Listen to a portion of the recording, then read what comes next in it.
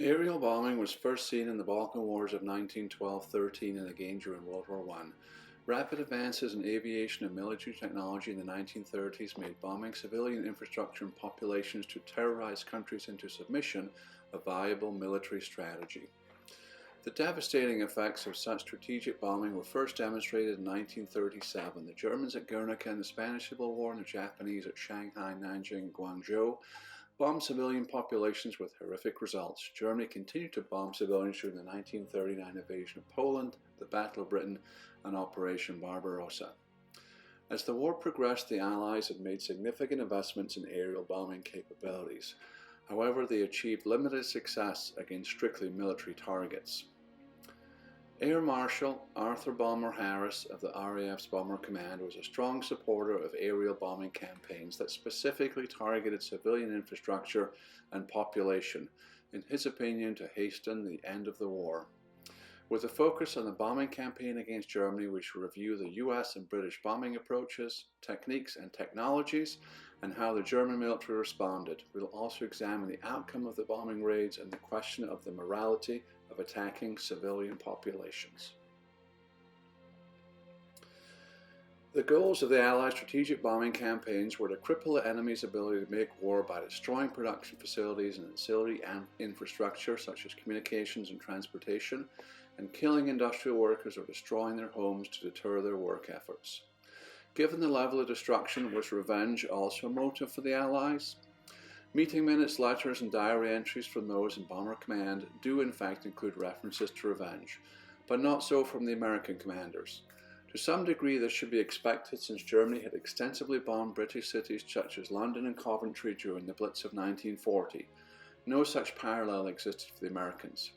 However, when it came to the American bombing of Japan, we see similar references to revenge in the private writings of US commanders, many of whom had lost friends and colleagues at Pearl Harbor and elsewhere. In strategic bombing campaigns against Germany, Great Britain and the United States coordinated their efforts. Their bombing strategies and technological capabilities were different. We'll review technology, defensive armaments, payload capacity, and airborne radar using the British Avro Lancaster and American B-17 Flying Fortress as our examples. The British Mark IV bomb sight had limited accuracy even in perfect daytime conditions. Conversely, the Norden bomb sight used by the US was more accurate, albeit only in excellent conditions at level flight. The Norden bomb sight switched control of the plane from pilot to bombardier during the bombing run. In effect, the bomb sight flew the plane. The introduction of the H-2S airborne radar system by the British in 1943 differentiated industrial versus residential areas, improving operational targeting. In 1944, the Allies developed the successor H-2X designed to conduct radar mapping of German targets. However, it proved to be a limited success. The American B-17 possessed superior defensive armaments, having 14 guns compared to 8 in the British Lancaster. The most notable difference being 2 guns and a ball turret on the underside of the plane, whereas the Lancaster had no belly protection. Due to significant losses during daytime raids, the British switched exclusively to nighttime bombing. The B-17, with its greater defensive armaments, made it possible for large formations to successfully reach their targets in daylight.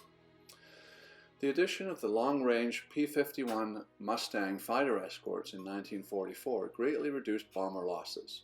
The RAF Supermoon Spitfire and Hawker Hurricane did not have the range to defend bomber formations all the way to targets in Germany. Both bombers were designed to carry heavy loads, but a higher percentage of the Lancaster's gross weight could be dedicated to bombs as it carried less armament and fuel. The Grand Slam version of the Lancaster could carry 5,000 more pounds than the B-17, and along with its lighter armaments, poor bomb sight but quality radar, it was well designed for nighttime area bombing. Germany reacted to the nighttime bombing raids with the introduction of radar systems of its own.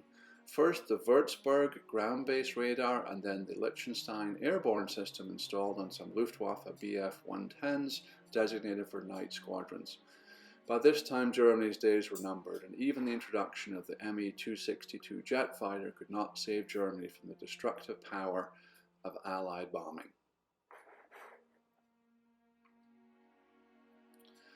The decision to bomb Dresden came on the heels of the Battle of the Bulge, in which the US incurred over 75,000 casualties. Allied military leaders determined that the fastest way to end the war was to assist the Soviet advance east of Berlin. They targeted cities such as Dresden, which were being used to send German troops and supplies to the Eastern Front. Dresden was a historic city acclaimed for its Baroque architecture and for manufacture of fine china. In 1945, the population of approximately 350,000 was swollen with many refugees fleeing the advancing Red Army. Dresden had not previously been a major target of Allied bombing. However, it was an important transportation hub and also contained over 100 factories producing electrical and communication components, anti-aircraft guns, poison gas, and miscellaneous gears and gauges. By this point of the war, RAF Bomber Command was using its 1943 bombing of Hamburg as a template. That operation by accident started a firestorm that generated many thousands of casualties. On the night of February 13, 1945, the RAF's 83rd Squadron No. 5 launched the first wave of Lancaster heavy bombers against Dresden. 254 Lancasters dropped 500 tons of explosives and 375 tons of incendiaries. Among the explosives was the Cookie, or Blockbuster, a 2-ton bomb designed to blow off roofs, windows and doors of buildings to create the airflow necessary for the incendiaries to start a firestorm. 3 hours after the first wave, another 500 RAF bombers approached Dresden.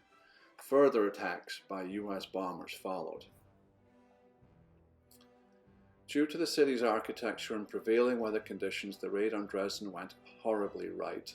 The resulting firestorm generated hurricane-force winds as fires sucked all the oxygen from the atmosphere.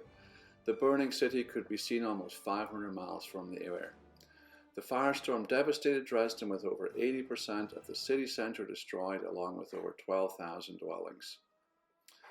Estimating the death toll of the Dresden raids has been complicated by the presence of large numbers of refugees in the city.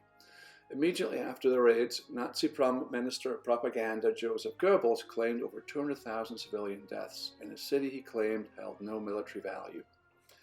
Allied statements reiterated their intent was to target strategic locations such as communications and transportation hubs and hence shorten the war.